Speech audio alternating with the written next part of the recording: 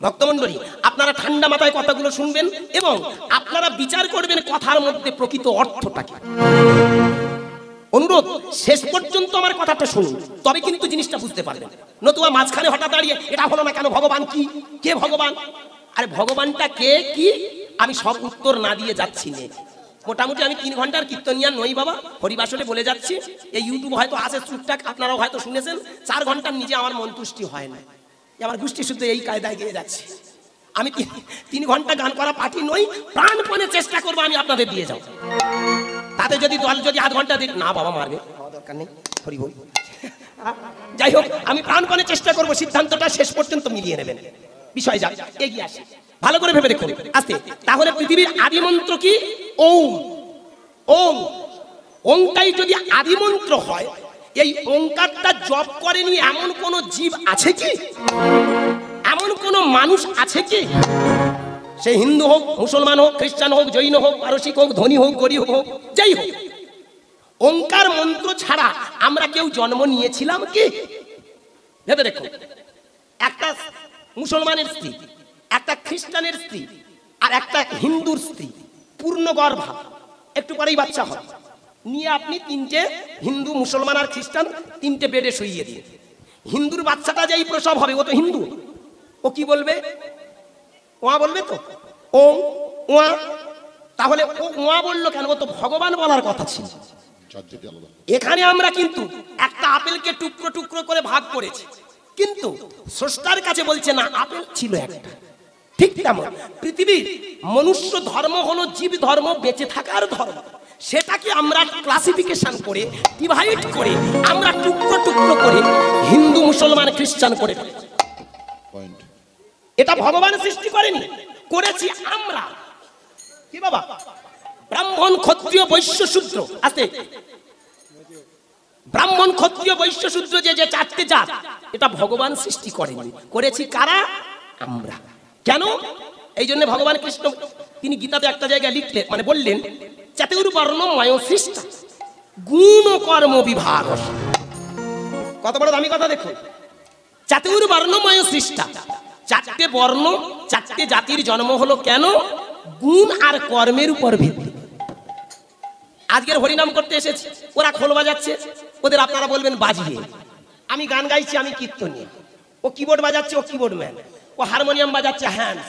ও করতাল বাজাচ্ছে, ও করতালি। কিন্তু ভালো করে ভেবে দেখুন আমাদের উদ্দেশ্য কি? এই পৃথিবীতে আমরা এসেছি, আমরা আজকের এখানে হরিবাসরে গান গাইতে এসেছি। একসঙ্গে যেই আমি গান গাইবো, ওরা একসঙ্গে তান ধরে আমার গানটা মিষ্টি করে আপনাদের কানে পৌঁছে। ঠিক মানুষ এই পৃথিবীতে এক একটা গুণ আর কর্ম নিয়ে এসেছে। একটা গরু রাস্তায় যদি পড়ে মরে থাকে, ভালো করে ভাববেন, একটা কোনো ছাগল হয়তো রাস্তায় পড়ে মরে গেল, ওখানে যদি ও পড়ে থাকে তাহলে খুব বিপদ। 2 দিন যাবে, 5 দিন যাবে, 1 মাস যাবে, ওখানে আর দাঁড়ানোর কল থাকবে। স্রষ্টা বলছে ওই জায়গাতে আমি কিছু জিনিস পাঠিয়ে দিচ্ছি যাতে করে ও সাফ করে দিতে পারে। তাই তিনি করুণা করে কোথায় কাক, কোথায় শকুন জন্ম দিয়ে পাঠিয়ে দিন। ভালো করে ভেবে দেখবেন, একই প্রাণী কিন্তু কর্মগুণে আলাদা। এই জায়গায় ভগবান কৃষ্ণের বাণী, চাতুর্বর্ণময় সৃষ্টি গুণ কর্ম বিভাগ। পৃথিবীতে গুণ আর কর্মের উপর ভিত্তি করে আমরাই ভাগ করেছি, ভগবান নয়। এখন আমরা চলে যাচ্ছি হরি। খুব দামি কথাগুলো আজকে আপনাদের কাছে বলে যাব, আমি অনুরোধ করবো একটু ধৈর্য।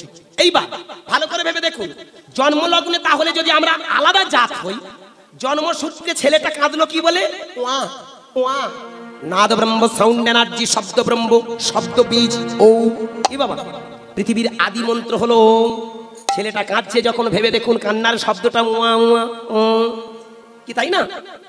আচ্ছা, খ্রিস্টানের ছেলেটা যখন জন্মালো, সে কি গড়গড় বলবে? সেও কেঁদে উঠল ওয়া ওয়া, সেও সেই ওম। আবার সেই মুসলমানের ছেলেটা, সেও কেঁদে উঠল একই সুরে। তাহলে সুর হলো ওঙ্কার ধ্বনি, মন্ত্র হলো ওম। পৃথিবীতে যে যত দেবতার পূজা করি না কেন, পূজা করার আগে, দেবতাদের ডাকার আগে ওঙ্কার ছাড়া আমরা কেউ কিন্তু জপ করতে পারবো। এখানে যদি ব্রাহ্মণ মণ্ডলী থেকে থাকেন আমার কথা মিলিয়ে নিন। আপনি কালীর পূজা করবেন, কালী পূজা করার আগে ওং সর্বমঙ্গলে, দেখুন ওং সর্বমঙ্গলে শিবে সর্বার্থ সাধিকে শরণ্যে ত্র্যম্বকে গৌরী নারায়ণী নমস্তুতে, ওং সৃষ্টি স্থিতি বিনাশানাম শক্তি ভৌতি সনাতনী গুণাশ্রয় গুণময়ী নারায়ণী নমস্তুতে, সর্বাগ বিনাশায় পরিত্রাণায় পরায়ণী সর্বশক্তিহারে দেবী নারায়ণী নমস্তুতে। তাহলে ওং সূর্যদেবকে ডাকবেন, সেখানে ওং জবাকুসম, দেখুন ওং জবাকুসম শঙ্কাশন কাশ্যপেং মহাদূতি বিধান্তরিং সর্বপাপগ্নং প্রণহতস্মি দিবাকরম, কি তাই না? তাহলে সূর্যকে প্রণাম করছেন, ওং কেন বললেন? ওংটাই হলো বীজ, ওংটাই হলো আদি মন্ত্র, ওংটাই হলো শব্দ ব্রহ্ম, ওংটাই হলো প্রণাম মন্ত্র। এই ওং যিনি জপ করেন তিনি তো সিদ্ধ, ওং যিনি মন্ত্রটা জপ করেন তিনি তো প্রকৃত দীক্ষা হয়ে গেল। দীক্ষা তো আমরা নিয়ে জন্মেছি। ভালো করে মন দিয়ে শুনবেন। আবার মরে যাওয়ার সময়ও সেই একই কায়দা। আমি সারা জীবন নিরামিষ খেয়েছি, কোন একটা বৈষ্ণব সে সারা জীবন নিরামিষ খেয়েছে, অনেক মঠ মন্দিরে গেছে, মালা তিলক অনেক কিছু পড়েছে, মৃত্যুর আগে তাকে শয়ন করিয়ে দিয়ে একজন মঠে মক্কায় গেছে, হজ করেছে, 5 ওয়াক্ত হরিনাম, 5 ওয়াক্ত আপনার নামাজ পড়ে, সে অনেক দেশ দেশান্তর ঘুরেছে, কোরআন সম্বন্ধে অনেক জ্ঞান, বুড়ো বয়সে তাকে শুইয়ে দিয়ে একজন গির্জায় প্রতিদিন বাতি জ্বালিয়ে দিয়ে গড় গড় বলে চিৎকার করেছে, অনেক শাস্ত্র জেনেছে, তাকে শুইয়ে দিয়ে। তাহলে একটা খ্রিস্টান, একটা মুসলমান আর একটা হিন্দু স্বয়ং করিয়ে দিন, সব এরা মাথা, ধর্মের ধ্বজাধারী, ধর্মের মাথা। মরার সময় কি বলবে? যে সাধু যে যত হরিনাম করুক না কেন, কৃষ্ণ কৃষ্ণ বলুক না কেন, শেষ জীবনে কি বাবা? আমরা সবাই ভালো করে ভেবে দেখবেন, আজকের বলের জোরে আমরা গায়ের জোরে অনেক কিছু বলি, কিন্তু যেদিন মরে যাবো একটাই ধ্বনি করব,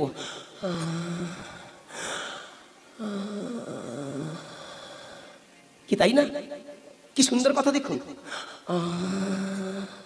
সবাই যে যাই হই না কেন, যত ভগবান ভগবান করি না কেন, শেষ মুহূর্তে জীবটাও আর করবে না। তখন প্রকৃতি বলছে যে সুর নিয়ে তুমি এসেছো, ওই সুর নিয়ে তুমি আবার জপ করতে করতে চলে যাচ্ছ। এসেছিলে নাদ ব্রহ্মধ্বনি নিয়ে, আবার কালের নিয়মে সেই নাদ ব্রহ্মধ্বনি গাইতে গাইতে তুমি চলে যাচ্ছ। তুমি এইখানে হিন্দু মুসলমান খ্রিস্টানে জৈন ভেদাভেদ করেছো, কিন্তু প্রকৃতির কাছে আমার কাছে তোমার কোনো জাত নয়, ভেদ নয়, বৈষম্য নয়, তুমি আমার সন্তান। তাহলে খ্রিস্টান যে লোকটা, মুসলমান যে লোকটা, হিন্দু লোকটা মরার আগে সে কি বলছে? ওইখানে দেখুন, ওয়া সে আয়া হ্যাঁ ওয়া সে যা রহে হ্যাঁ, আমরা ওয়া নিয়ে এসেছিলাম, আবার ওয়া নিয়ে আমরা চলেই যাচ্ছি। প্রকৃতি বললেন আল্লাহ ভগবান গড তোমরাই সৃষ্টি করেছো, এই স্রষ্টার কাছে, পরমানন্দের দেশের কাছে, এই বিশ্ব স্রষ্টার কাছে, যিনি সর্বেশ্বর বা সুপার লর্ড, সেই লর্ডের কাছে কোনো আলাদা কোনো জাত নয়। হ্যাঁ বাবা, এই জন্য আমরা লর্ডের কাছ থেকে আর সুপ্রিম পাওয়ারের মানুষের কাছ থেকে আমরা দীক্ষা নিয়ে এসেছি। এইবার অনেকে বলতে পারেন হ্যাঁ বাবা, তাহলে আমরা দীক্ষা নিই কেন?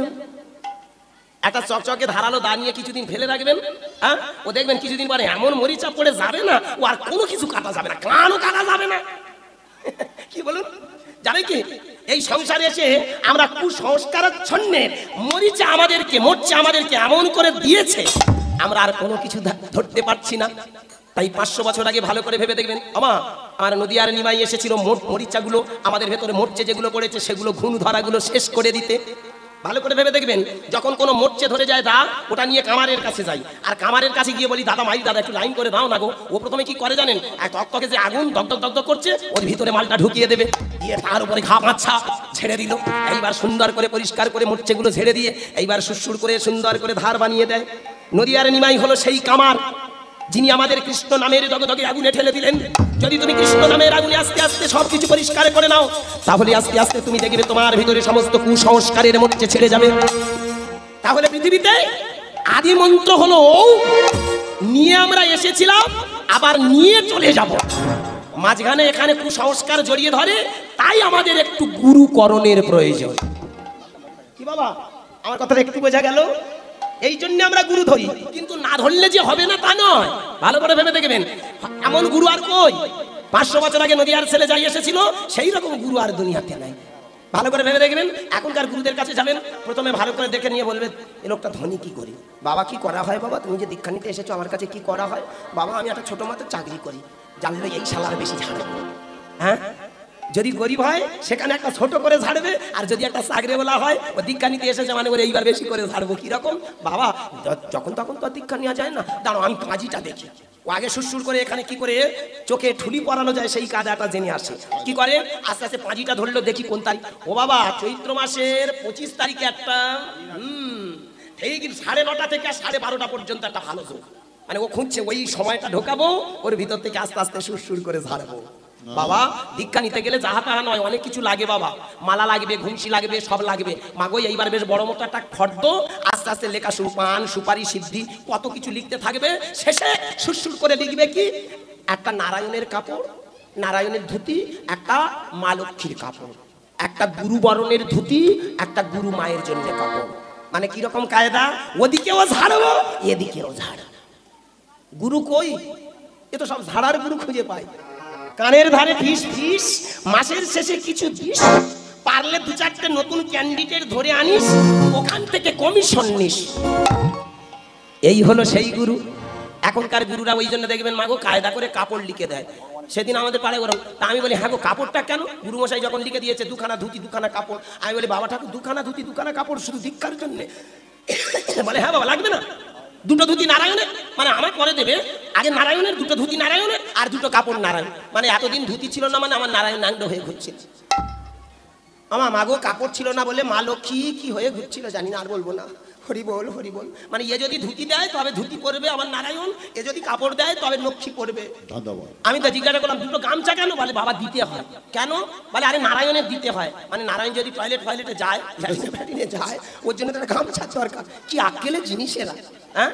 নদিয়ার নিমাই হরিনাম দিয়ে গেল মানুষের কানে কানে, আর এরা হরিনাম দেয় মানুষের কানে কানে ঠিক, কিন্তু দেখে আগে মেরে ফেলে ধনে প্রাণে, কায়দা করে ফায়দা লোটা।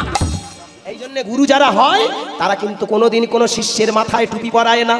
তাই নদিয়ার নিমাই হলো সেই গুরু। তাই সেই গুরু যদি পাই আমরা, ভালো করে ভেবে দেখবেন, সেই গুরুর কাছে আমাদের এটাই প্রার্থনা, গুরুদেব আমাদের নিয়ে চলো সেই আনন্দের দেশে। তুমি পার করো গো, পার করো গো, তুমি পার করো গো, পার করো গো, তুমি আমায় করো পার। নদিয়ার নিমাইয়ের কাছে আমাদের এটাই প্রার্থনা, গুরু তুমি একটাই গুরু এসেছিলে, যিনি হলেন জগৎগুরু। নয় হিন্দু, নয় মুসলমান, খ্রিস্টান, জৈন, মুচির পাথর, ধনী গরিব, উঁচু নিচু, তিনি জগৎগুরু। তাই তিনি দিয়ে গেলেন মন্ত্র, তুমি পার করো গো, পার করো গো, তুমি পার করো গো, পার করো গো, আমায় করো পার। তুমি ছাড়া ও গো দয়াল কে আছে আমার, তুমি ছাড়া ও গো দয়াল কে আছে আমার। নিতাই গৌর হরি হরি হরি। পার করো গো, পার করো গো, পার করো গো, আমায় করো পার। তুমি ছাড়া ও গো দয়াল কে আছে আমার, তুমি ছাড়া ও গো দয়াল কে আছে আমার। চাওয়া পাওয়ার হিসাব দয়াল সবই হলো ভুল, কাঁটার আঘাত পেলাম দয়াল, পেলাম না তো কুল। চাওয়া পাওয়ার হিসাব দয়াল সবই হলো ভুল, কাঁটার আঘাত পেলাম দয়াল, পেলাম না তো ফুল। চাওয়া পাওয়ার হিসাব দয়াল সবই হলো ভুল, কাঁটার আঘাত পেলাম দয়াল, পেলাম না তো কুল। চাওয়া পাওয়ার ও দয়াল, চাওয়া পাওয়ার হিসাব দয়াল হলো সবই ভুল, কাঁটার আঘাত পেলাম দয়াল, পেলাম না তো ফুল। ভেঙে গেছে মন বিনাটা, ভেঙে গেছে মন বিনাটা, ছিঁড়ে গেছে তার। তুমি ছাড়া ও গো দয়াল কে আছে আমার দয়াল, তুমি ছাড়া ও গো দয়াল কে আছে আমার। পার করো গো, পার করো, পার করো গো, পার করো গো, আমায় করো পার। তুমি ছাড়া ও গো দয়াল কে আছে আমার, তুমি ছাড়া ও গো দয়াল কে আছে আমার। কুল হারানো তোরি দয়াল ভিড়ল না তো তীরে, হারিয়ে যাব দয়াল আমি কোন অজানা ভিড়ে।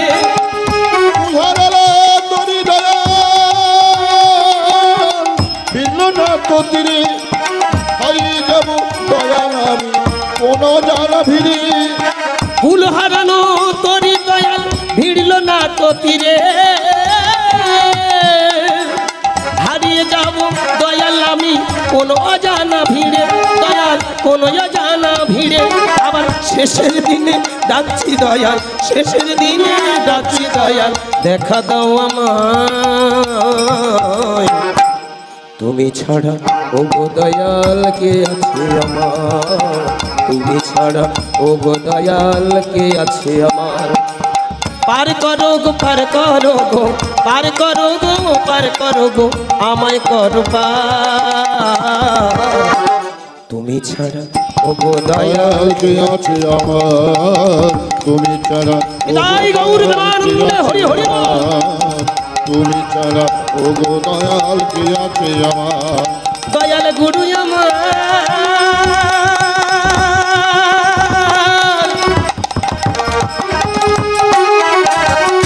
ও